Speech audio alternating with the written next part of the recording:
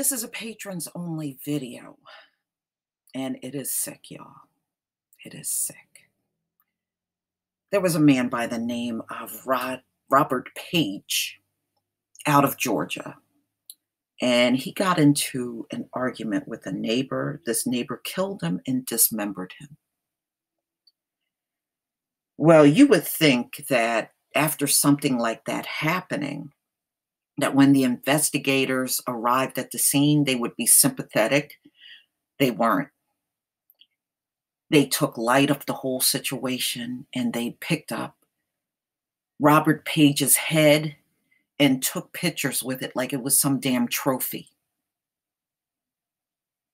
It was disgusting. Well, since this happened, the investigators, ladies and gentlemen, were fired. But the family had to grieve all over again when the pictures were found. And they were disgusted. So this is Robert Page. He was 76 years old. Oh boy. The Georgia Bureau of Investigation, GBI, announced a resignation of 2 employees who took pictures with the disembodied head of a grandfather who was violently killed. The state reports James N. Brown took a picture of Jesse Layton Wilson posing with the head of the deceased Robert Page, a resident of Morrow, Georgia. Page, 76, was murdered by his neighbor, 25-year-old Christian Ponce Martinez.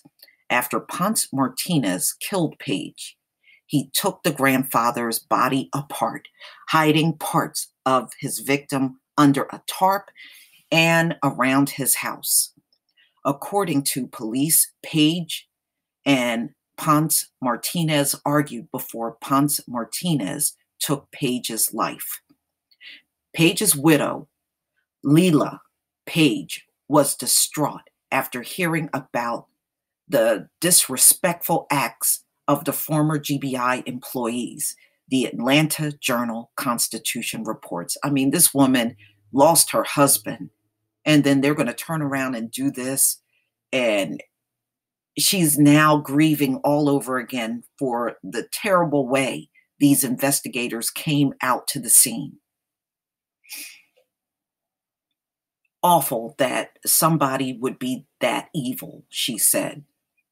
Page's remains were brought to the Bureau for an official autopsy. Brown worked for the GBI as an arts specialist. Wilson was employed there as a homicide investigator, and it was a shame they weren't professional on that day. Reba Sanchez, Robert and Leila's daughter, said she found the photo session as disturbing as her father's death. That is sick. You taking pictures, making light of a situation like that, Sanchez said. I mean, you're just as evil to me as the murderer.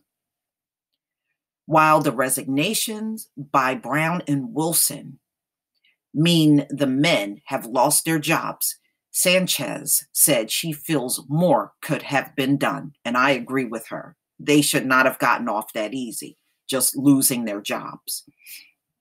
She said she wishes Brown and Wilson had been fired rather than allowed to resign. She makes a very good point. That's someone's loved one, she said. You wouldn't want anyone to do that to your family member. So why would you do it to mine? GBI spokeswoman Nellie Miles apologized for the employees and said the pictures have led to a new protocol for the Bureau. Personal photos are not allowed to be taken in the medical examiner's office anymore. Very weak in how they disciplined these two. Very weak. I hope the family will take these people to court.